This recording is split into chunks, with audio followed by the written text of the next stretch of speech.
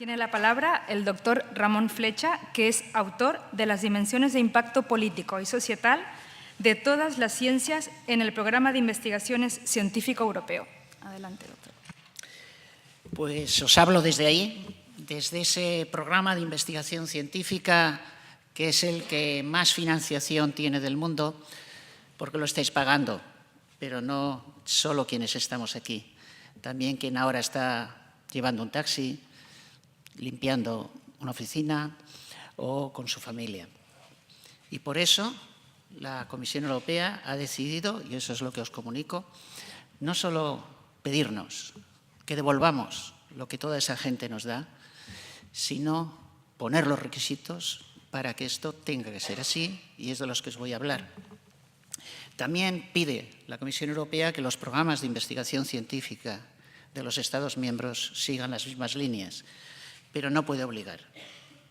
De todas formas, prácticamente todos los Estados ya están asumiendo, aunque algunos muy lentamente, esa dinámica. Por eso hemos hecho un grupo que nos contrataron de expertas y expertos, un primer documento de relevancia. Esto no es para mañana, yo os voy a hablar de lo que es para mañana. Esto es para pasado mañana. Es un documento más de la Comisión Europea que se recogerá o no en el futuro, pero que ya se ha elaborado sobre relevancia. ¿Qué se nos pide?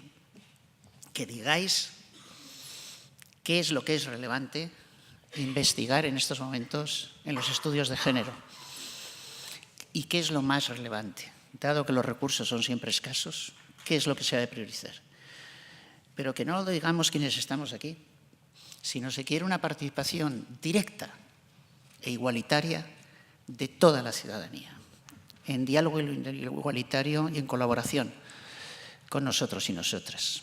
Por eso, si entráis en ese documento, que como todo está gratuito y abierto, veréis que hay unas nuevas metodologías que tratan y logran captar lo que sobre género están pensando quienes nunca van a una reunión o a un congreso de género.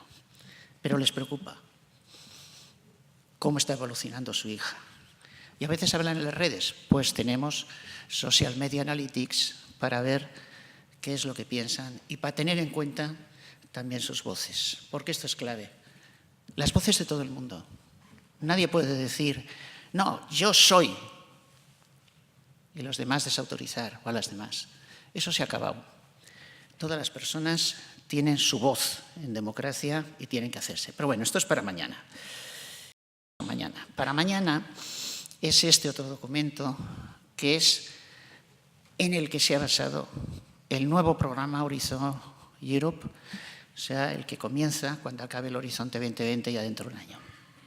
Y que en época de crisis y de recortes, ya el Horizonte 2020 se aumentó muchísimo, un 25% sus recursos. Y este, aunque no está todavía totalmente decidido, los va a aumentar muchísimo más. ¿Por qué? Pues porque Europa está en una situación muy difícil. Y Europa confía en que seamos capaces, quienes estamos aquí y mucha otra gente de otras áreas, en que sepamos crear conocimiento que contribuya a superar esos problemas con que Europa se encuentra. Esto ha sido el fruto no solo de quienes hemos redactado eso, sino unos debates amplísimos, con premios Nobel como Ada Yonath, premio Nobel ya en el 2009, es una cristalógrafa, pero ya el año anterior había tenido el premio UNESCO a las mujeres de ciencia. Y no es para los temas de género. La Comisión Europea ha determinado que en todos los temas de investigación de todas las áreas tiene que estar presente la dimensión de género. Pero no solo porque así se benefician más los objetivos de género, de igualdad de género, sino porque se beneficia más el conocimiento científico. Se construyen más y mejores conocimientos si tenemos igualdad de género.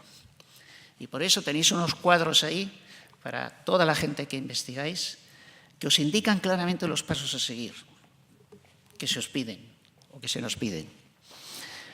¿Cómo demostramos que si nos dan En el caso de la Unión Europea nos dan 2 millones y más de euros para un objetivo concreto de los objetivos de los retos globales que tanto se ha hablado en este Congreso. Tenemos la obligación de demostrar que con ese dinero hemos avanzado y tenemos que presentar evidencias y ponerlas públicamente para que todo el mundo las pueda ver de si hemos avanzado hacia esos objetivos o no. Luego también a otros objetivos que se están concretando en la Unión Europea, todavía no están concretos, van en la misma línea, pero luego implicando a la ciudadanía no en usar nuestros conocimientos solo, sino en construirlos conjuntamente con nosotras o nosotros.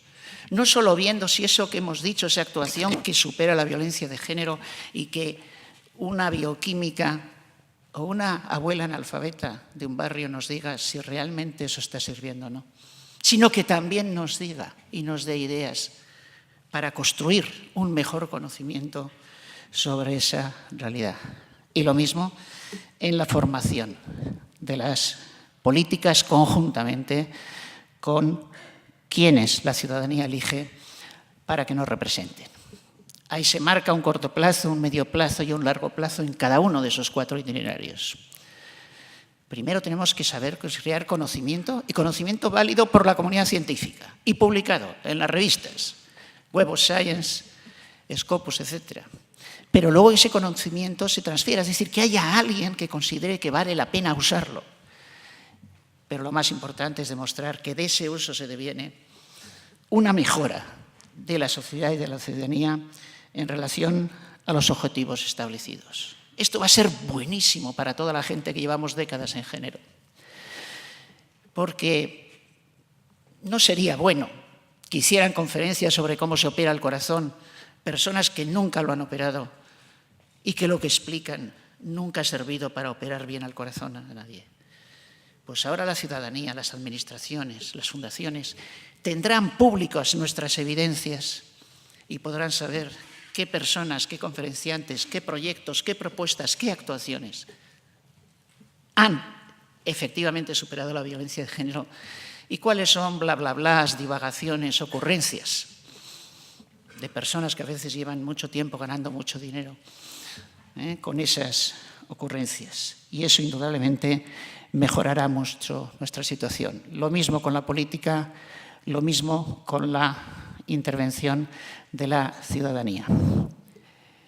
Eso no es más que un derecho humano. El derecho humano 27 dice que tenemos derecho al progreso científico, todos los ciudadanos y ciudadanas, y a los beneficios que de él resulten. Estamos en el mejor momento de la historia de la humanidad en ese sentido. Estamos haciendo la revolución del conocimiento más importante. Lo de la imprenta fue una mera anécdota. La Unión Europea ya se ha unido a otros organismos internacionales y a las mejores universidades del mundo para conseguir que todo descubrimiento científico de cualquier área, a las 10 días de obtenerse, esté disponible en abierto y gratuito para toda la humanidad. Lo que realmente hace avanzar a la igualdad de género, lo que realmente supera la violencia de género, no lo vamos a saber quienes estamos aquí, lo va a saber todo el mundo, toda la gente con la que trabajamos, y eso va a crear unas sociedades más democráticas y menos sexistas. Tenemos mucha suerte de estar viviendo este momento. Muchas gracias.